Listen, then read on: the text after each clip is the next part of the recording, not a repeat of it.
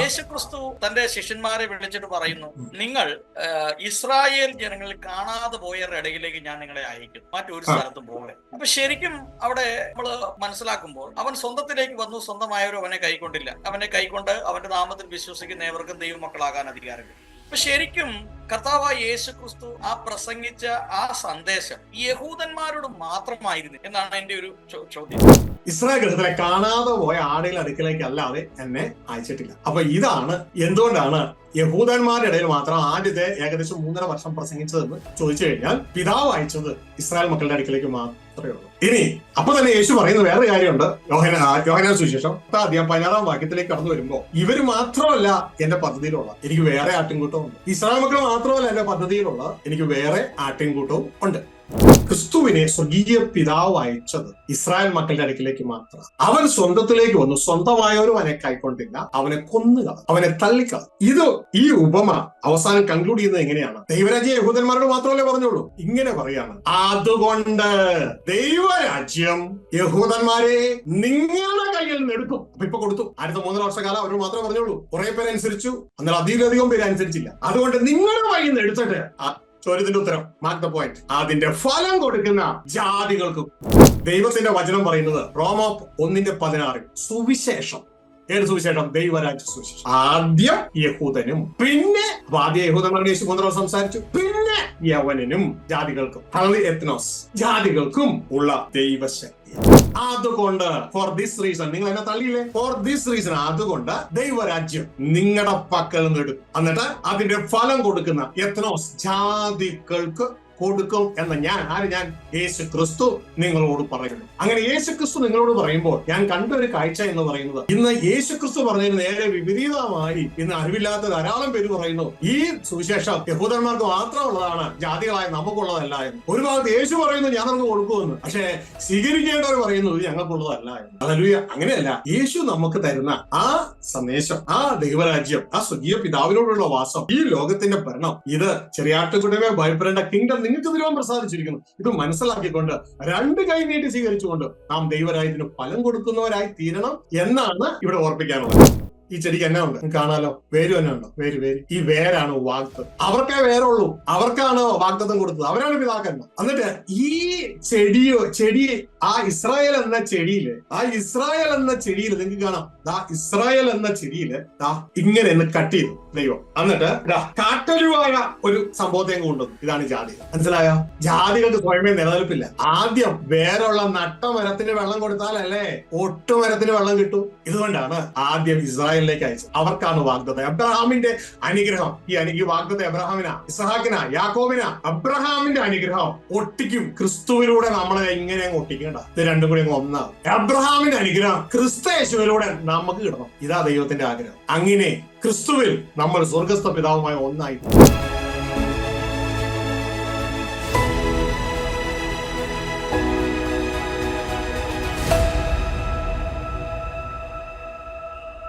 Pastor പറഞ്ഞല്ലോ, കർത്താവായ യേശു ക്രിസ്തു മരിക്കുന്നതിന് മുമ്പ്, മരിച്ചുയർത്തെഴുന്നേൽക്കുന്നതിന് മുമ്പ് സുവിശേഷം പ്രസംഗിച്ചു.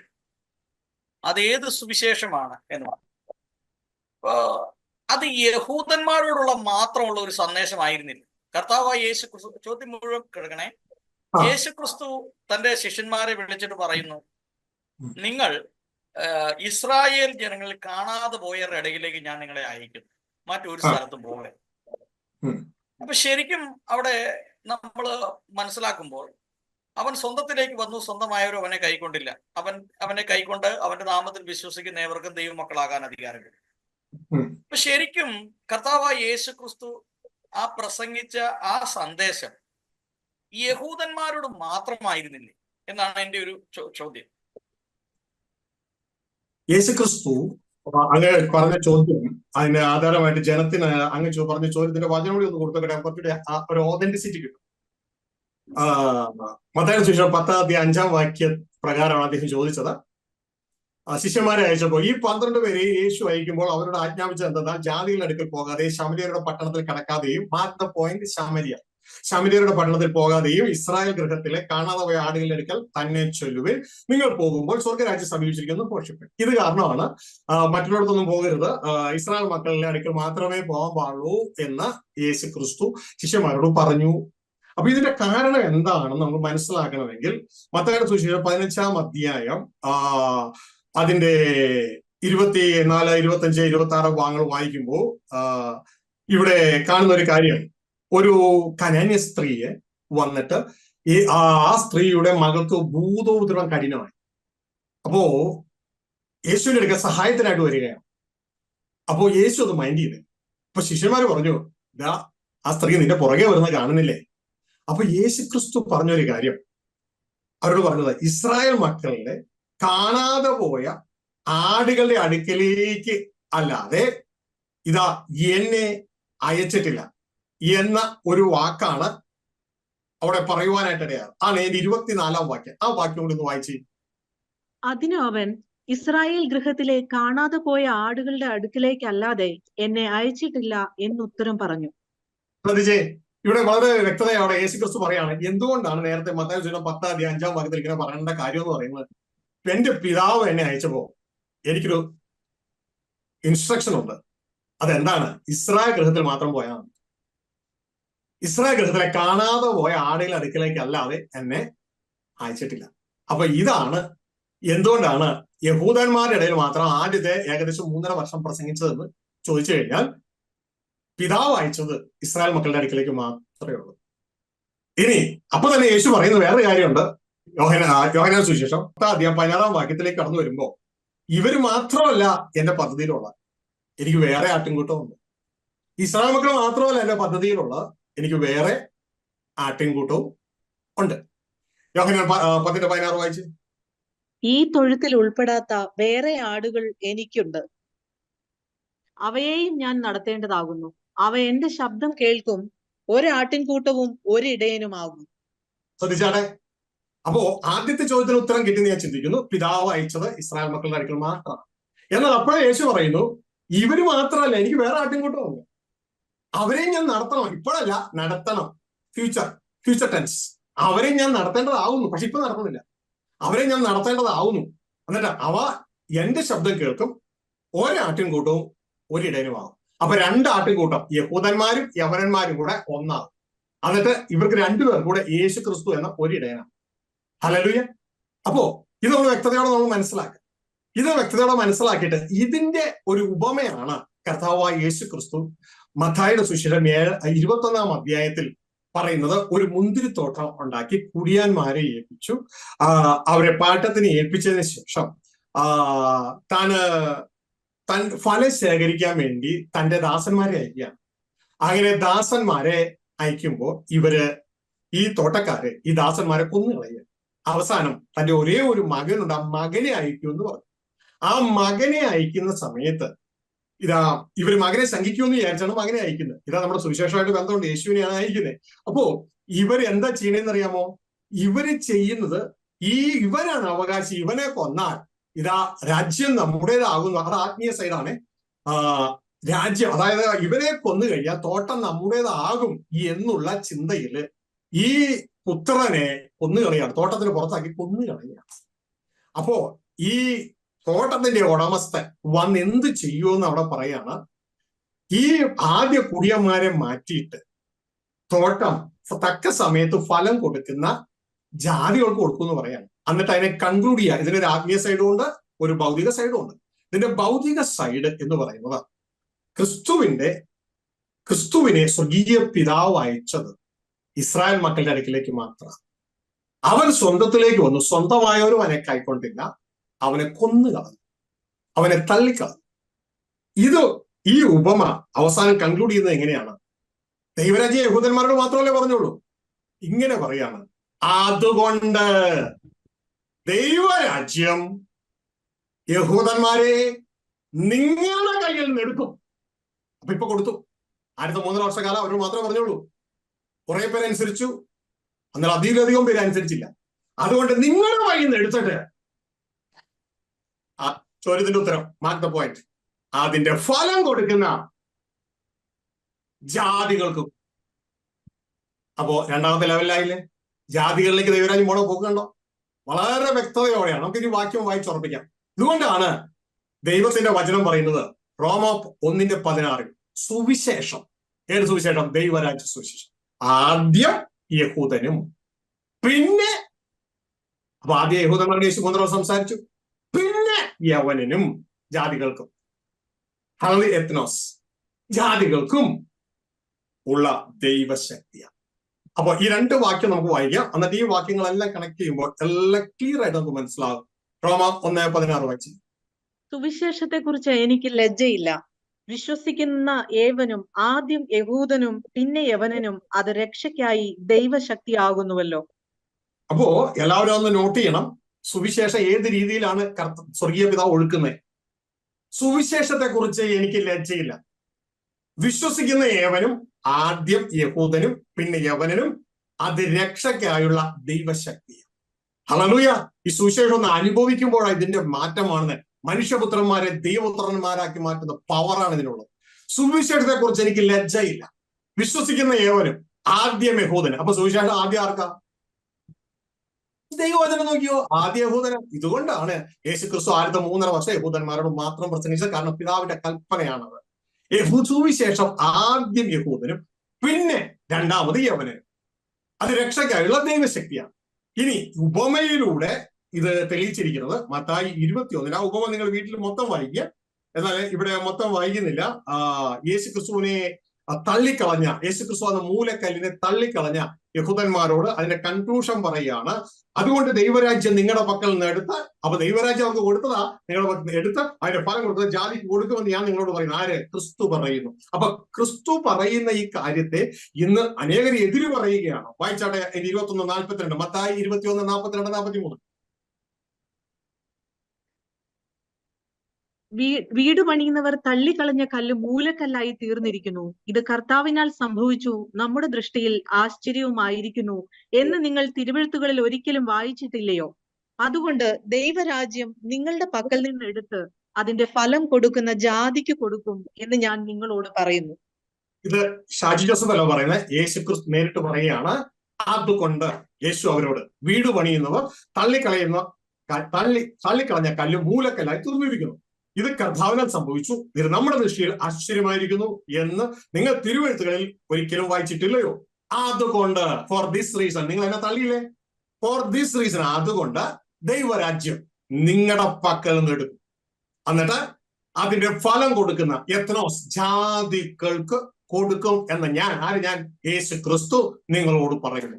അങ്ങനെ യേശു ക്രിസ്തു നിങ്ങളോട് പറയുമ്പോൾ ഞാൻ കണ്ട ഒരു കാഴ്ച എന്ന് പറയുന്നത്, ഇന്ന് യേശു ക്രിസ്തു പറഞ്ഞതിന് നേരെ വിപരീതമായി ഇന്ന് അറിവില്ലാത്ത ധാരാളം പേര് പറയുന്നു ഈ സുവിശേഷം യഹൂദന്മാർക്ക് മാത്രമുള്ളതാണ്, ജാതികളായ നമുക്കുള്ളതല്ല എന്ന്. ഒരു ഭാഗത്ത് യേശു പറയുന്നു ഞാൻ നമുക്ക് കൊടുക്കുമെന്ന്, പക്ഷെ സ്വീകരിക്കേണ്ടവർ പറയുന്നു ഇത് ഞങ്ങൾക്കുള്ളതല്ല എന്ന്. ഹല്ലേലൂയ. അങ്ങനെയല്ല, യേശു നമുക്ക് തരുന്ന ആ സന്ദേശം, ആ ദൈവരാജ്യം, ആ സ്വർഗീയ പിതാവിനോടുള്ള വാസം, ഈ ലോകത്തിന്റെ ഭരണം, ഇത് ചെറിയാട്ടുകുടമേ ഭയപ്പെടേണ്ട കിങ്ഡം നിങ്ങൾക്ക് തരുവാൻ പ്രസാദിച്ചിരിക്കുന്നു. ഇത് മനസ്സിലാക്കിക്കൊണ്ട് രണ്ട് കൈ നീട്ടി സ്വീകരിച്ചുകൊണ്ട് നാം ദൈവരാജ്യത്തിന് ഫലം കൊടുക്കുന്നവരായി തീരണം എന്നാണ് ഇവിടെ ഓർപ്പിക്കാനുള്ളത്. ഇനി ഒരു കാര്യം നിങ്ങളത് കാണിക്കട്ടെ. നമുക്ക് ഇത് മനസ്സിലാക്കാൻ വേണ്ടി വിശുദ്ധ പൗലോസ് അപ്പോസ്തലൻ വളരെ വ്യക്തതയോടെ ഇതാ കാണിച്ചിരിക്കുന്ന കാര്യം എന്ന് പറയുന്നത്, ഇതിന്റെ കാര്യം എന്ന് പറയുന്നത് പിതാക്കന്മാര് എല്ലാവരും ദൈവം വാഗ്ദത്തം കൊടുത്ത യഹൂദന്മാർക്കാണ്. ഇതുകൊണ്ടാണ് റോമ 9:4 നമുക്ക് കാണാൻ കഴിയും. ഇതിന്റെ കാരണം എന്ന് പറയുന്നത് എന്തുകൊണ്ടാണ് അവർക്ക് ആദ്യം കൊടുത്തത്? അവർക്കാണ്, അബ്രഹാമിനാണ് വാഗ്ദത്തം കൊടുത്തത്. പുത്രത്വവും തേജസ്സും അല്ല ന്യായപ്രമാണമൊക്കെ കൊടുത്ത ഇസ്രായേൽ മക്കൾക്കാണ്. അതിന് 9:4 പറയുകയാണ്, അവർ ഇസ്രായേല്യർ. വായിച്ചാട്ടെ. അവർ ഇസ്രായേല്യർ, പുത്രത്വവും തേജസ്സും നിയമങ്ങളും ന്യായപ്രമാണവും ആരാധനയും വാഗ്ദത്തങ്ങളും അവർക്കുള്ളവ. പിതാക്കന്മാരും അവർക്കുള്ളവർ. ശ്രദ്ധിച്ചേ, അവർ ഇസ്രായേല്, അവർക്കാണ് വാഗ്ദത്തം കൊടുത്തത്, അവർക്കാണ് ന്യായപ്രമാണം കൊടുത്തത്, അവർക്കാണ് വാഗ്ദത്തങ്ങൾ കൊടുത്തത്. അതുകൊണ്ട് ഇവിടെ എന്ത് ചെയ്യണം? ആദ്യം ദൈവം ഇത് അവർക്ക് കൊടുക്കുന്നു. അതുകൊണ്ടാണ് വിശുദ്ധ പൗലോസ് പുസ്തകം പറഞ്ഞത് അവർക്കാണ് വേര്. ഞാൻ ഇവിടെ ഒരു ചെടി കൊണ്ടുവന്നിട്ടുണ്ട്, ശ്രദ്ധിച്ചേ, നിങ്ങൾക്ക് കാണാൻ പറ്റുമെന്ന്. ഇതുണ്ടോ? വേര് കണ്ടോ? ഇതൊരു ചെടിയാ. ഈ ചെടിക്ക് എന്നാ ഉണ്ട്? നിങ്ങൾക്ക് കാണാലോ, വേര് തന്നെ ഉണ്ടോ? വേര്. ഈ വേരാണ് വാഗ്ദത്തം. അവർക്കേ വേറെ ഉള്ളൂ. അവർക്കാണ് വാഗ്ദത്തം കൊടുത്തത്. അവരാണ് പിതാക്കന്മാർ. എന്നിട്ട് ഈ ചെടി ആ ഇസ്രായേൽ എന്ന ചെടിയില് നിങ്ങൾക്ക് കാണാം, ഇസ്രായേൽ എന്ന ചെടിയില് ഇങ്ങനെ ഒന്ന് കട്ട് ചെയ്തു ദൈവം. എന്നിട്ട് കാട്ടൊഴിവായ ഒരു സംഭവത്തെ കൊണ്ടുവന്നു. ഇതാണ് ജാതികൾ. മനസ്സിലായോ? ജാതികൾക്ക് സ്വയമേ നിലനിൽപ്പില്ല. ആദ്യം വേറുള്ള നട്ടമരത്തിന് വെള്ളം കൊടുത്താലല്ലേ ഒട്ടുമരത്തിന് വെള്ളം കിട്ടും. ഇതുകൊണ്ടാണ് ആദ്യം ഇസ്രായേലിലേക്ക് അയച്ചത്. അവർക്കാണ് വാഗ്ദത്തം. അബ്രഹാമിന്റെ അനുഗ്രഹം. ഈ വാഗ്ദത്തം എബ്രഹാമിനാ, ഇസ്ഹാക്കിനാ, യാക്കോബിനാ. അബ്രഹാമിന്റെ അനുഗ്രഹം ഒട്ടിക്കും. ക്രിസ്തുവിലൂടെ നമ്മളെ ഇങ്ങനെ അങ്ങ് ഒട്ടിക്കണ്ട. ഇത് രണ്ടും കൂടി അങ്ങ് ഒന്നാവും. അബ്രഹാമിന്റെ അനുഗ്രഹം ക്രിസ്തു യേശുവിലൂടെ നമുക്ക് കിട്ടണം. ഇതാ ദൈവത്തിന്റെ ആഗ്രഹം. അങ്ങനെ ക്രിസ്തുവിൽ നമ്മൾ സ്വർഗസ്ഥ പിതാവുമായി ഒന്നായി. ഇതാണ് റോമലേഖനം 11:17, 18, 19 പറയുന്നത്. പെട്ടെന്ന് വായിച്ചോളൂ. കൊമ്പുകളിൽ ചിലത് ഒടിച്ചിട്ട് കാട്ടൊലിവായ നിന്നെ അവയുടെ ഇടയിൽ ഒട്ടിച്ചു ചേർത്ത് ഒലിവ് മരത്തിന്റെ ഫലപ്രദമായ വേരിന് പങ്കാളിയായി തീർന്നു എങ്കിലോ കൊമ്പുകളുടെ നേരെ പ്രശംസിക്കുന്നുവെങ്കിൽ നീ വേരിനെ അല്ല, വേർ നിന്നെ എത്ര ചുമക്കുന്നു എന്ന് ഓർക്കുക. എന്നാൽ എന്നെ ഒട്ടിക്കേണ്ടതിന് കൊമ്പുകളെ ഒടിച്ചു കളഞ്ഞു എന്ന് നീ പറയും. ശരി, അവിശ്വാസത്താൽ അവ ഒടിഞ്ഞുപോയി. അവിശ്വാസത്താൽ അവ ഒടിഞ്ഞുപോയി. വിശ്വാസത്താൽ നീ നിൽക്കുന്നു. ഞെളിയാതെ ഭയപ്പെടുക. അപ്പോ നാം ഭയത്തോടെ ദൈവത്തെ അനുസരിച്ച് ക്രിസ്തുവെ അനുഗമിച്ച് നാം മുന്നോട്ടേക്ക് പോകണം. മനസ്സിലാക്കുക, വേരുള്ളതിനാണ് സുവിശേഷം. വാഗ്ദത്തങ്ങൾ അവർക്കാണ് ആദ്യം. തുടർന്ന് ഒട്ടുമരത്തിനാണ്. വേരുള്ളതിനെ വളർത്തിയില്ലെങ്കിൽ പിന്നെ ഒട്ടുമരത്തിന് വല്ല കാര്യമുണ്ടോ? അത് തളർന്നു പോകൂലേ? അപ്പോ ഇതാണ് ദൈവത്തിന്റെ മെത്തേഡ്. അതുകൊണ്ട് യേശു പറഞ്ഞ വാക്കുകൾ വിശ്വസിക്കുക. സുവിശേഷം എന്റെ കുഞ്ഞുങ്ങളെ നമുക്ക് എല്ലാവർക്കും ഉണ്ട്. ഇതുവരെയും ദൈവരാജ്യ സുവിശേഷം ബൈബിൾ കോളേജിൽ സെമിനാരിൽ നിന്ന് മാറ്റിയെങ്കിൽ അതൊക്കെ തിരികെ കൊണ്ടുവരിക. ദൈവരാജ്യ സുവിശേഷം മനസ്സിലാക്കുക. അത് മൊത്തം ആത്മീയമാണ്, സ്പിരിറ്റ് വേൾഡ് ആണ് മൊത്തം. ഇത് മനസ്സിലാക്കുക. തുടർന്ന് ഞാൻ ഒരു കാര്യം പറയാം. ഇനി പറയുന്നത് അപ്പോസ്തലന്മാർ ആരും ഒന്ന് പ്രസംഗിച്ചിരുന്നു. നേരത്തെ ഞാൻ പറഞ്ഞു മാർക്ക് ദ പോയിന്റ്. സമരിയർക്ക് ദൈവരാജ്യ സുവിശേഷം പോകരുതെന്ന് യേശു പറഞ്ഞില്ലേ? എന്നാൽ ഫിലിപ്പോസ് അല്ല, മറ്റ് പൗലോസും ഒക്കെ ജാതികളോട് സുവിശേഷം അറിയിക്കുകയാണ്. ഇതിലൊരു ഭാഗം നമുക്ക് വായിക്കാം. അപ്പോസ്തലപ്രവൃത്തി 8-ാം അധ്യായം. ഇപ്പൊ യേശുവിന്റെ കാര്യമാണ് നമ്മൾ ചിന്തിച്ചത്. യേശു പറയാണ് ജാതികൾക്ക്, യഹൂദന്മാർ തള്ളിക്കളയുമ്പോൾ ജാതികളിലേക്ക് മാറും. ലൂക്കോസ് സുവിശേഷത്തിലേക്ക് വരുമ്പോൾ നമുക്ക് 13-ാം അധ്യായത്തില് അതിന്റെ അവസാന വാക്യങ്ങളില് ഇതാ യഹൂദന്മാർ യേശുവിനെ തള്ളുകയും അവരുടെ മേലുള്ള ആ പ്രവർത്തനം തൽക്കാലത്തേക്ക് ഒന്ന് സ്റ്റോപ്പ് ചെയ്യുന്ന കാര്യങ്ങൾ നമുക്കവിടെ കാണുവാൻ കഴിയും. ലൂക്കോസ് 13:34 വായിച്ചു. യെരൂശലേമേ, യെരൂശലേമേ, പ്രവാചകന്മാരെ കൊല്ലുകയും നിന്റെ അടുക്കൽ അയച്ചിരിക്കുന്നവരെ കല്ലെറിയുകയും ചെയ്യുന്നവളെ, കോഴി തന്റെ കുഞ്ഞുങ്ങളെ ചിറകിൻ കീഴിൽ ചേർക്കും പോലെ നിന്റെ മക്കളെ എത്ര വട്ടം ചേർത്തുകൊള്ളുവാൻ എനിക്ക് മനസ്സായിരുന്നു, നിങ്ങൾക്കോ മനസ്സായില്ല. നിങ്ങളുടെ ഭവനം ശൂന്യമായി തീരും. കർത്താവിന്റെ നാമത്തിൽ വരുന്നവൻ അനുഗ്രഹിക്കപ്പെട്ടവൻ എന്ന് നിങ്ങൾ പറയുവോളം നിങ്ങൾ എന്നെ കാണുകയില്ല എന്ന് ഞാൻ നിങ്ങളോട് പറയുന്നു. ശ്രദ്ധിച്ചാട്ടെ, ഇതാ യേശു ക്രിസ്തു പറയാണ് നിങ്ങളുടെ മേലുള്ള പ്രവർത്തനം സ്റ്റോപ്പ് ചെയ്യുക. കാരണം ഞാൻ ചതിയനാണെന്നല്ല നിങ്ങൾ പറയണേ. എന്നാൽ കർത്താവിന്റെ നാമത്തിൽ, സ്വകീയ പിതാവിന്റെ നാമത്തിൽ വന്ന ഞാൻ അനുഗ്രഹീതൻ എന്ന് പറയുന്നത് വരെ നിങ്ങൾ ഇനി എന്നെ കാണത്തില്ല. തൽക്കാലത്തേക്ക് ഒരു 3.5 വർഷത്തെ പീരീഡ് കഴിഞ്ഞ് അവരുടെ ഭാഗത്തുള്ള പരിപാടി, അനുസരിക്കാത്തവരുടെ ഭാഗത്തുള്ള പരിപാടി ഇതാ സ്റ്റോപ്പ് ചെയ്തിരിക്കുന്നു. യേശു സ്വന്തം വാഗുകൊണ്ട് പറയുകയാണ്. ഇനി ഇതാണ് നേരത്തെ പറഞ്ഞത്. അതുകൊണ്ട് ദൈവരാജ്യം നിങ്ങളുടെ മക്കളിൽ നിന്ന് എടുത്ത് അതിന്റെ ഫലം കൊടുക്കുന്ന ജാതികൾക്ക് കൊടുക്കും എന്ന് പറഞ്ഞത്. ഇനി അത് യേശു ക്രിസ്തു പറഞ്ഞു. ഇനി അത് ശിഷ്യന്മാരുടെ ജീവിതത്തിൽ നമുക്കത് കാണാൻ കഴിയും. അപ്പോസ്തലപ്രവൃത്തി 8-ാം അധ്യായം അതിന്റെ 5-ാം വാക്യം വായിക്കുമ്പോൾ ഫിലിപ്പോസ്, നേരത്തെ പൗലോസ് ശിഷ്യന്മാരോട് പറഞ്ഞു ശമരിയയിൽ പ്രസംഗിക്കരുത്. ഇതാ നേരെ ശമരിയയിൽ ചെന്ന് പ്രസംഗിക്കുന്ന രംഗമാണ് കാണുന്നത്. 8:5 വായിച്ച്. ഫിലിപ്പോസ് ശമരിയ പട്ടണത്തിൽ ചെന്ന് അവരോട് ക്രിസ്തുവിനെ പ്രസംഗിച്ചു. അപ്പൊ നമ്മൾക്ക് വേണമെങ്കിൽ ഇത് മാത്രം അടർത്തി എടുത്തുകൊണ്ട് പോയി ഒരു ഡോക്ടറിനെ ഉണ്ടാക്കിയൊക്കെ പ്രസംഗിക്കാം. ക്രിസ്തുവിനെയാണ് പ്രസംഗിക്കേണ്ടത്, ക്രൂശിക്കപ്പെട്ട ക്രിസ്തുവിനെ പ്രസംഗിക്കുന്നുവെന്ന്. എന്നാൽ എങ്ങനെയാണ് ശമരിയ പട്ടണത്തിൽ ക്രിസ്തുവിനെ പ്രസംഗിച്ചത്? ശ്രദ്ധിക്കണം. നേരത്തെ യേശു വിലക്കിയ സ്ഥലമാണ് ശമരിയയിൽ പ്രസംഗിക്കരുതെന്ന്. പക്ഷെ ഇപ്പോ ഇതാ യേശു ക്രിസ്തുവിന്റെ ആ കാൽവരി ക്രൂശിലെ യാഗം കഴിഞ്ഞ ശേഷം യഹൂദന്മാർ അനുസരിക്കാത്തവരുടെ മേലുള്ള പ്രവർത്തനം സ്റ്റോപ്പ് ചെയ്ത ശേഷം ഇപ്പൊ ജാതികളിലേക്ക് സംഭവം മാറുകയാണ്. 8:12 വായിച്ച്. എന്നാൽ ദൈവരാജ്യത്തെയും യേശുക്രിസ്തുവിന്റെ നാമത്തെയും കുറിച്ചുള്ള സുവിശേഷം അറിയിക്കുന്ന ഫിലിപ്പോസിനെ അവർ വിശ്വസിച്ചപ്പോൾ പുരുഷന്മാരും സ്ത്രീകളും സ്നാനമേറ്റു. അപ്പൊ നേരത്തെ സമര്യരെ അടുക്കൽ ദൈവരാജ്യ സുവിശേഷം പ്രസംഗിക്കുന്നുണ്ടെന്ന് പറഞ്ഞ അതേ യേശു ക്രിസ്തുവിന്റെ അപ്പസ്തോലൻ ഇപ്പൊ ശമര്യരോട് ദൈവരാജ്യ സുവിശേഷം അറിയിക്കുകയാണ്, യേശു ക്രിസ്തുവിനെ കുറിച്ച് അറിയിക്കുകയാണ്. ഇനിയും ആർക്കാ സംശയം?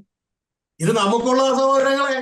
യേശു പറഞ്ഞില്ലേ, അതുകൊണ്ട് ദൈവരാജ്യ യഹൂദന്മാരെ നിങ്ങളുടെ കയ്യിൽ നിർത്താൻ ഫലം കൊടുക്കുന്ന ജാതികൾക്ക് കൊടുക്കുമെന്ന്. എന്നിട്ട് വേണ്ട വേണ്ട ഞങ്ങൾക്ക് വേണ്ട എന്ന് പറഞ്ഞിരിക്കുകയല്ല.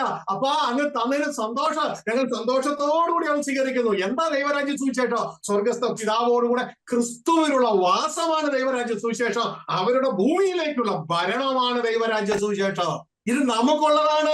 ഇത് ജയിച്ചാലേ കിട്ടൂ, അല്ലാണ്ട് ചുമ്മാ പാട്ടുപാടിയെ കിട്ടില്ല. അതുകൊണ്ടാണ് വെളിപ്പാട് പുസ്തകം 21:7 പറഞ്ഞത്, ജയിക്കുന്നവൻ ഇത് അവകാശമാക്കുക, ഞാൻ അവന് ദൈവവും അവൻ എനിക്ക് മകനുമായിരിക്കും.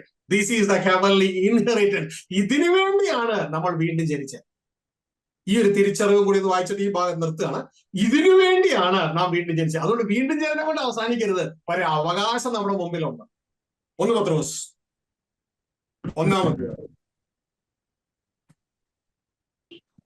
1 അധ്യായത്തിൽ 4-ാം വാക്യം 5-ാം വാക്യോട് വായിക്കുമ്പോൾ എന്താണ് രക്ഷയുടെ സുവിശേഷവും ദൈവരാജ്യ സുവിശേഷവും ബന്ധം കിടക്കുകയാണ്.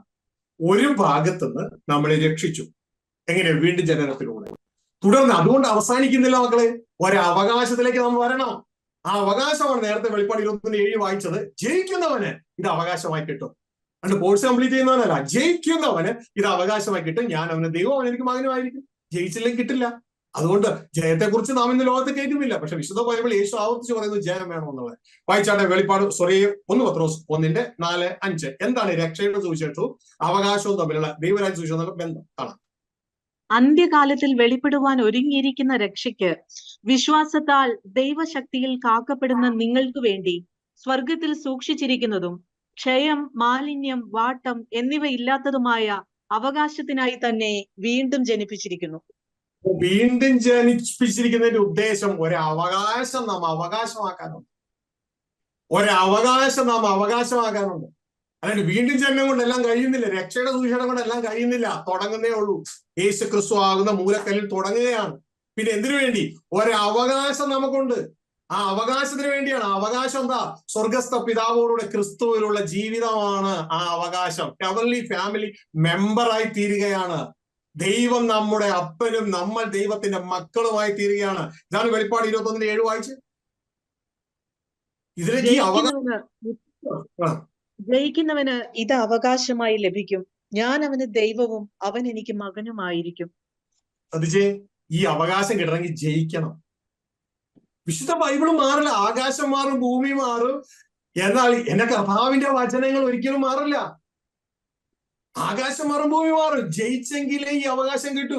ഞാൻ അവന് ദൈവവും അവൻ എനിക്ക് മകനുമായിരിക്കും എന്ന് പറഞ്ഞത് വിശുദ്ധ ബൈബിളിൽ കർത്താവായ യേശുവാണ് ഈ പറയുന്നേ. ഹല്ലേലൂയ. അപ്പൊ ഇത് വളരെ വ്യക്തതയോടെ തിരിച്ചറിയണം. നാം ജയിക്കണം. ഇന്ന് ലോകത്ത് സുവിശേഷ പ്രസംഗങ്ങളിൽ ജയം കേൾക്കുന്നില്ല. പക്ഷെ വിശുദ്ധ ബൈബിൾ യേശു ക്രിസ്തു പറയുന്നു, ജയിച്ചാലേ അവകാശം കിട്ടുള്ളൂ. ഹല്ലേലൂയ. അതുകൊണ്ട് നമ്മൾ ഇതിനെ ലൈറ്റ് ആയിട്ട് എടുക്കരുത്. ലൈറ്റ് ആയിട്ട് എടുത്താൽ നമുക്ക് വളരെ നഷ്ടം വരും. ഹല്ലേലൂയ. രക്ഷ എന്ന് പറയുന്നത് കഴിഞ്ഞകാലവുമായിട്ട് ബന്ധപ്പെട്ട് കിടക്കുന്നു. ദൈവരാജ്യം എന്ന് പറയുന്നത് ഭാവിയുമായിട്ട് ബന്ധപ്പെട്ട് കിടക്കുന്നു. നമ്മളെ കർത്താവ് സൗജന്യമായി രക്ഷിച്ചത് കഴിഞ്ഞകാല പാപങ്ങളുടെ ശിക്ഷാവിധിയിൽ നിന്നാണ്. റോമലേഖനം 6 വ്യക്തമായിട്ട് പറയുന്നു, കഴിഞ്ഞകാല പാപങ്ങളുടെ ശിക്ഷാവിധി. എന്നാൽ നാം അവകാശമാക്കേണ്ടത് ഭാവി കാലമാണ്. ദൈവരാജ്യം, സ്വർഗീയ പിതാവിനോട് കൂടെയുള്ള വാസം. ഇത് വളരെ വ്യക്തതയോടെ നാം മനസ്സിലാക്കുക. അതുകൊണ്ട് അതിന് ഒരു വാക്യം കൂടി നമുക്ക് വായിക്കാം. 1 തെസ്സലോനിയൻസ് 5-ാം അധ്യായം 9-10 വാക്യം. വളരെ ക്ലിയർ ആയിട്ട് അവിടെ പറയുന്നത്, ദൈവത്തോടു കൂടെ ജീവിക്കേണ്ടതിന്, സ്വർഗസ്ഥ പിതാവോടുകൂടി ജീവിക്കേണ്ടതിന് യേശുക്രിസ്തു മുഖാന്തരം നമ്മളെ രക്ഷിച്ചിരിക്കുന്നു. ഇപ്പൊ രക്ഷിച്ചു, മറ്റത് ഭാവിയാണ്. വായിക്കാം. ഞങ്ങൾക്ക് നിങ്ങളുടെ അടുക്കൽ എങ്ങനെയുള്ള പ്രവേശനം സാധിച്ചുവെന്നും ജീവനുള്ള സത്യത ഒരുപക്ഷെ ഞാൻ പറഞ്ഞതിന്റെ മിസ്റ്റേക്ക് ആയിരിക്കാം. 1 തെസ്സലോനിയൻസ് 5:9-10. ദൈവം നമ്മെ കോപത്തിനല്ല. ദൈവം നമ്മെ കോപത്തിനല്ല, നാം ഉണർന്നിരുന്നാലും ഉറങ്ങിയാലും തന്നോടുകൂടെ ജീവിക്കേണ്ടതിന് നമുക്ക് വേണ്ടി മരിച്ച നമ്മുടെ കർത്താവായ യേശുക്രിസ്തു മൂലം രക്ഷയെ പ്രാപിപ്പാൻ അത്രേ നിയമിച്ചിരിക്കുന്നത്. ഹല്ലേലൂയ. ശ്രദ്ധിച്ചേ, 2 പോയിന്റാണ്. ദൈവരാജ്യവും രക്ഷയും തമ്മിലുള്ള കണക്ഷനാണിത്. ദൈവരാജ്യ സുവിശേഷം ദൈവത്തോടു കൂടിയുള്ള വാസമാണ്. രക്ഷയുടെ സുവിശേഷം കഴിഞ്ഞകാല പാപങ്ങളെ വിടുതലാണ്. ശ്രദ്ധിക്കുക, ദൈവം നമ്മളെ വിളിച്ചത് കോപത്തിനല്ല. ദൈവം നമ്മെ നിയമിച്ചിരിക്കുന്നു, അപ്പോയിന്റ് ചെയ്തിരിക്കുന്ന കോപത്തിനല്ല, അടിക്കാനല്ല ഞാൻ നിന്നെ വിളിച്ചത്. എന്നിട്ട് പറഞ്ഞിരിക്കുകയാണ് നാം ദൈവത്തോടുകൂടെ ജീവിക്കേണ്ടതിന്. അപ്പൊ ഇന്ന് മനുഷ്യരോടുകൂടെ, മരണമുള്ള മനുഷ്യരോടുകൂടെ മാത്രം ജീവിക്കണം, നമ്മളെ ദൈവത്തോടുകൂടെ ജീവിക്കാൻ വിളിച്ചിരിക്കുകയാണ്. ഇതാ ദൈവരാജ്യ സുവിശേഷം. തുടർന്ന് അവരുടെ ഭരണമാണ് ഭൂമിയിലേക്ക്. ഹല്ലേലൂയ. ദൈവത്തോടുകൂടെ ജീവിക്കേണ്ടതിന്. Mark this point. ജീവിതത്തിൽ ബാക്കി എന്ത് മറന്നാലും ഇത് മറക്കല്ലേ. നമ്മളെ വിളിച്ചത്, അപ്പോയിന്റ് ചെയ്ത് ദൈവത്തോടുകൂടെ ജീവിക്കേണ്ടതിന്. അത് ഭാവി കാലമാണ്. എന്നാൽ ഇപ്പോൾ യേശുക്രിസ്തു മുഖാന്തരം രക്ഷ പ്രാപിക്കാൻ അത്രേ നിയമിച്ചത്. അപ്പൊ രക്ഷ കഴിഞ്ഞ കാലവുമായി ബന്ധപ്പെട്ട് ഇപ്പൊ നടക്കുന്നതാണ്. എന്നാൽ ദൈവരാജ്യ സുവിശേഷം ഭാവിയിൽ ദൈവത്തോടുകൂടെ ക്രിസ്തയേശുവിൽ ജീവിക്കുന്നത് ഒരു കുടുംബമായി തീർന്നതിനെ വിളിച്ചിരിക്കുകയാണ്. ഇത് നമ്മുടെ അവകാശമാണ്. ഇതുകൊണ്ടാണ് രക്ഷയെക്കുറിച്ച് പറയുമ്പോൾ റോമർ 3:25 പറയുന്നത് കഴിഞ്ഞകാല പാപങ്ങളുടെ ശിക്ഷയിൽ നിന്നുള്ള വിടുതലാണ് നമുക്ക് കിട്ടിയത്, ഇന്നുള്ളതിന്റെ അല്ല. ഇന്ന് നമ്മൾ പാപം ചെയ്താൽ മക്കളെങ്കിലും അടി കിട്ടും അപ്പന്റെ കയ്യിന്ന്. ഹല്ലേലൂയ. ശ്രദ്ധിച്ചേ, 3:25 വായിച്ച്. ഇതാണ് രക്ഷയുടെ സുവിശേഷം. വിശ്വസിക്കുന്നവർക്ക് അവൻ തന്റെ രക്തം മൂലം പ്രായശ്ചിത്തമാകുവാൻ ദൈവം അവനെ പരസ്യമായി നിർത്തിയിരിക്കുന്നു. ദൈവം തന്റെ പൊറുമയിൽ മുൻകഴിഞ്ഞ പാപങ്ങളെ ശിക്ഷിക്കാതെ വിടുക നിമിത്തം തന്റെ നീതിയെ പ്രദർശിപ്പിപ്പാൻ. ശ്രദ്ധിച്ചേ, ദൈവം തന്റെ പൊറുമയിൽ ഏത് പാപങ്ങളെയാ? മുൻകഴിഞ്ഞ പാപങ്ങളെ ശിക്ഷിക്കാതെ വിട്ടു. ഇതാണ് രക്ഷ. മുൻകഴിഞ്ഞ പാപങ്ങളെ ശിക്ഷിക്കാതെ വിട്ട് നമ്മളെ മരണത്തിൽ നിന്ന് രക്ഷിച്ചെടുത്തു. ഹല്ലേലൂയ. ഇതിന്റെ പേരാണ് രക്ഷ. ഇത് പാസ്റ്റായിട്ട് കഴിഞ്ഞകാല സംഭവമായിട്ട് ബന്ധപ്പെട്ട് കിടക്കുന്നു. ഇനി ദൈവരാജ്യ സുവിശേഷം ദൈവത്തോടു കൂടിയുള്ള വാസമാണ്. അത് ഇവിടെ ഭാവിയുമായി ബന്ധപ്പെട്ട് കിടക്കുന്നു. അത് നാം അവകാശമാക്കണം. ആ അവകാശത്തിൽ ശ്രദ്ധിച്ചു കേട്ടോ, സഭകളിൽ പറയാത്തൊരു കാര്യം പറയാം. ആ അവകാശത്തിൽ നമ്മൾ ക്രിസ്തുവിന്റെ അവകാശികളല്ല. ശ്രദ്ധിച്ചു കേട്ടോ, സ്വർഗീയ പിതാവിന്റെ അവകാശികളും ക്രിസ്തുവോട് ചേർന്ന് കൂട്ടവകാശികളുമാണ്. ഇതാണ് പറയുന്നത്, ജയിക്കുന്നവർ ഇത് അവകാശമായി കിട്ടും. നമുക്ക് വായിച്ചില്ലേ വെളിപ്പാട് 27? First Peter 1:4-5 വായിച്ചില്ലേ? നാം വീണ്ടും ജനിച്ചത് ഒരു അവകാശത്തിന് വേണ്ടിയാണെന്ന് വായിച്ചില്ലേ? ഇനി അവകാശം ആരോടുകൂടെയാണ്? യേശു ക്രിസ്തു എന്ന ദൈവത്തിന്റെ ഏക പുത്രനോടുകൂടെ ആ പുത്രന്റെ അവകാശത്തിൽ നമ്മൾ പങ്കാളികളാകുകയാണ്. വായിച്ചാട്ടെ, റോമലേഖനം 8-ാം അധ്യായം അതിന്റെ 17-ാം വാക്യം വായിച്ചു. വചനം കൂടാതെ ഒന്നും വിശ്വസിക്കരുത്. ദൈവവചനം, നിങ്ങളുടെ കയ്യിലുള്ള ബൈബിൾ വിശ്വസിക്കുക, എന്നെ വിശ്വസിക്കണ്ട. നാം മക്കളെങ്കിലോ അവകാശികളും ആകുന്നു, ദൈവത്തിന്റെ അവകാശികളും ക്രിസ്തുവിന് കൂട്ടവകാശികളും തന്നെ. ശ്രദ്ധിച്ച്, നിങ്ങളുടെ കയ്യിലുള്ള ബൈബിൾ അങ്ങനെയാണെങ്കിൽ വിശ്വസിച്ചാൽ മതി. നാം ക്രിസ്തുവിന്റെ അവകാശികളല്ല, നാം സ്വർഗീയ പിതാവിന്റെ അവകാശികളാണ്, ക്രിസ്തുവിന്റെ കൂട്ടവകാശികളാണ്. എപ്പോഴാ കൂട്ടവകാശികളാകുന്നത്? നിങ്ങളുടെ വീട്ടിൽ മക്കളുണ്ടെങ്കിൽ ഒന്ന് വെച്ചു നോക്കിക്കോ. ആദ്യത്തെ മകൻ ജനിക്കുമ്പോ എല്ലാ അവകാശവും അവനാണ്. അവൻ ഏകജാതനാ. എന്നാൽ അവന്റെ കൂടെ ഒരു രണ്ടാമത്തെ മകൻ ജനിച്ചാൽ ആദ്യ ഏകജാതന സ്ഥാനം നഷ്ടപ്പെട്ട ആദ്യ ജാതനാണ്. പിന്നെ ഏകജാതന്റെ അവകാശം ഈ രണ്ടാമത്തവനുമായിട്ട് പങ്കുവെക്കേണ്ടവൻ, മൂന്നാമത്തവനായിട്ട് പങ്കുവെക്കേണ്ടവൻ. ഓരോരുത്തരും ജനിച്ചു കഴിഞ്ഞാൽ ഇവിടെ ദൈവത്തിന്റെ വചനവും പറയുകയാണ്, നാം മക്കളെങ്കിലോ. യേശു ആരാ? ദൈവത്തിന്റെ പുത്രനാ. നാം ആരാ? യേശുവിനെ കൈക്കൊണ്ടാർ നാമത്തിൽ വിശ്വസിക്കുന്ന ഏവർക്ക് ദൈവപുത്രന്മാരെ അധികാരം തന്നു. അങ്ങനെ നാമും ദൈവത്തിന്റെ പുത്രന്മാരായാൽ നാം ആരായി? ക്രിസ്തുവിൽ ദൈവത്തിന്റെ മക്കളായി. ക്രിസ്തു നമ്മുടെ മൂത്ത സഹോദരനായി. ഇത് ഞാൻ പറയുന്നതല്ല, വിശുദ്ധ ബൈബിൾ പറയുന്നതാ. ഇത് വിശ്വസിക്കാൻ കഴിയുന്നില്ലെങ്കിൽ നമ്മൾ ഈ പുസ്തകത്തിന് പേര് വെട്ടിയിട്ട് നുണ വേദപുസ്തകം എഴുതേണ്ടി വരും. ഇത് സത്യവേദ പുസ്തകമാണ്. അതിന്റെ തൊട്ടുമോളി എന്തുകൊണ്ടാണ് നമ്മൾ കൂട്ടവകാശികളായേ? അതിന്റെ തൊട്ട് മുകളില്, തൊട്ട് താഴെ 29-ാം വാക്യത്തിൽ ദൈവം മുൻ നിയമിച്ചതിനെ കുറിച്ച് പറയുകയാണ്. എന്താണ് ദൈവത്തിന്റെ മുൻ നിയമനം എന്ന് പറഞ്ഞത്? എന്താണെന്നറിയാമോ? തന്റെ പുത്രൻ അനേക സഹോദരന്മാരിൽ ആദ്യജാതനാകേണ്ടതിന്, അതായത് മൂത്തവനാകേണ്ടതിന്, അവന്റെ സ്വരൂപത്തോട് അനുരൂപമാകുക സ്വർഗത്തിലെ ദൈവം നമ്മളെ അപ്പോയിന്റ് ചെയ്തു, മുൻ നിയമിച്ചു. ആർക്ക് അറിയാൻ പറ്റും? ക്രിസ്തുവെ പോലെ നമ്മളെ തീരാൻ മുൻ നിയമിച്ചു. റോമ 8:29 വായിച്ചു. അത് എക്സ്പ്ലനേഷൻ ക്ലിയർ ആയി എന്നുള്ളതാണ് എന്റെ ഒരു ചോദ്യമുണ്ട്. അവസാനിപ്പിക്കാം. അവൻ മുന്നറിഞ്ഞവരെ തന്റെ പുത്രൻ അനേകം സഹോദരന്മാരിൽ ആദ്യജാതനാകേണ്ടതിന് അവന്റെ സ്വരൂപത്തോട് അനുരൂപമാകുവാൻ മുൻ നിയമിച്ചുമിരിക്കുന്നു. അപ്പോ റോമ 8:29 പറയാണ്, ദൈവം തന്റെ പുത്രൻ ക്രിസ്തു അനേക സഹോദരന്മാരിൽ. അപ്പൊ നമുക്ക് അതിശയം വരും, ക്രിസ്തുവിന് സഹോദരന്മാരുണ്ടോ എന്ന്, അല്ലേ? ദൈവത്തിന്റെ ലോകസ്ഥാപനത്തിന് മുമ്പുള്ള പദ്ധതിയാണ്. എഫെസ്യർ 1:4 വളരെ അത്തോടെ പറയുന്നുണ്ട്, ഇതാ നമ്മളെ മുൻ നിയമിച്ചു, ക്രിസ്തുവിൽ നമ്മളെ തെരഞ്ഞെടുത്തു, ദൈവത്തിന്റെ മക്കളായി, ക്രിസ്തുവിന്റെ സഹോദരങ്ങളായി. ദൈവം തന്റെ പുത്രൻ അനേക സഹോദരന്മാരിൽ ആദ്യജാതനാകേണ്ടതിന്, മൂത്തവനാകേണ്ടതിന്, അവന്റെ സ്വരൂപത്തോട്, ക്രിസ്തുവിന്റെ സ്വരൂപത്തോട് അനുരൂപമാകാൻ നമ്മളെ മുൻ നിയമിച്ചു. അങ്ങനെ നാം അതിൽ ജയിക്കുന്നുവെങ്കിൽ നമ്മൾ ക്രിസ്തുവിൽ ദൈവത്തിന്റെ മക്കളാണ്, ദൈവത്തിന്റെ അവകാശികളും ക്രിസ്തുവിന്റെ കൂട്ടവകാശികളുമാണ്. എഫെസ്യർ 2:18-19 പറയുന്ന പോലെ നാം ക്രിസ്തുവിൽ ദൈവത്തിന്റെ കുടുംബമാണ്. ഇനി അന്യരും പരദേശികളും അല്ല, വിശുദ്ധന്മാരുടെ സഹപൗരന്മാരും ദൈവത്തിന്റെ വീട്ടുകാരും അത്രേ. അങ്ങനെ മനുഷ്യമക്കളായ നമ്മൾ ക്രിസ്തുവിൽ ദൈവമക്കളായി, ദൈവത്തിന്റെ കാറ്റഗറിയായി, മനുഷ്യന്റെ കാറ്റഗറിയിൽ നിന്ന് മാറി ഏലോഹിം കാറ്റഗറിയിലേക്ക് മാറിയതുകൊണ്ടാണ് ദൈവത്തിന്റെ വചനം പറയുന്നത്, 82 സങ്കീർത്തനം 6 വാക്യം പറയുന്നത്, നിങ്ങളൊക്കെ ആരാണെന്നറിയാമോ? അത്യുന്നതനായ ദൈവം പറയാണ്, നിങ്ങളൊക്കെ ഏലോഹിമുകളാണ്. ആരാണ് ഏലോഹിം? അത്യുന്നതന്റെ മക്കളാണ്. എങ്കിലും ഭൂമിയുടെ അടിസ്ഥാനങ്ങൾ ഇളകിപ്പോയിരിക്കുന്നതുകൊണ്ട് നിങ്ങൾ മനുഷ്യരെ പോലും മരിച്ചു പോകും. എന്നാൽ ദൈവം സകലത്തെയും റീബിൽഡ് ചെയ്യുകയാണ്. വെളിപ്പാട് 21:5 പറയുന്നു, ഇതാ ഞാൻ സകലത്തെയും പുതിയതാക്കുന്നു, ഇനി മരണം ഉണ്ടാകത്തില്ല. അതുകൊണ്ട് ദൈവം ഒരു ബിൽഡിംഗ് പ്രൊജക്റ്റിലാണ്, സകലത്തെയും പുതിയതാക്കുന്ന ഒരു പ്രൊജക്റ്റിലാണ്. അതുകൊണ്ട് ദൈവം നമുക്ക് ഒരുക്കിയിരിക്കുന്ന ഒരു കണ്ണ് കണ്ടിട്ടില്ല, ഒരു ചെവി കേട്ടിട്ടില്ല, ഒരു ഹൃദയം നിരൂപിച്ചിട്ടുമില്ല. പക്ഷെ തന്റെ ആത്മാവിനാൽ, അത് അക്ഷരത്തിലൂടെയല്ല, ആത്മാവിനാൽ ദൈവം അത് അവർക്ക് വെളിപ്പെടുത്തി കൊടുക്കുന്നു. ഹല്ലേലൂയ. അക്ഷരം നമ്മൾ അതിനെ സഹായിക്കും. ദൈവം സഹായിക്കട്ടെ, കൂട്ടായിരിക്കട്ടെ. ചോദിച്ച് ക്ലിയർ ആയി ഞാൻ ചിന്തിക്കുന്നു.